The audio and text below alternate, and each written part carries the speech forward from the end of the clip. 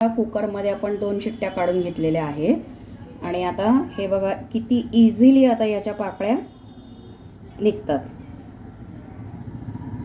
आता अशा या पाकळ्या काढून या बिया वेगळ्या करून घ्यायच्या.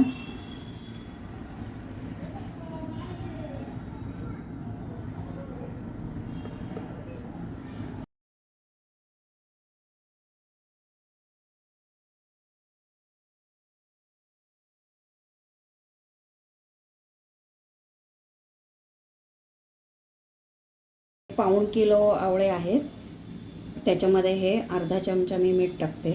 कोणत्या पण पदार्थामध्ये मीठ टाकले की त्याच्यातली गोडी अजून जास्ती वाढते.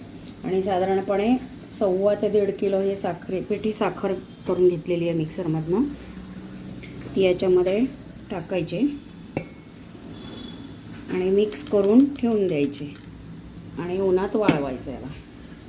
त्याला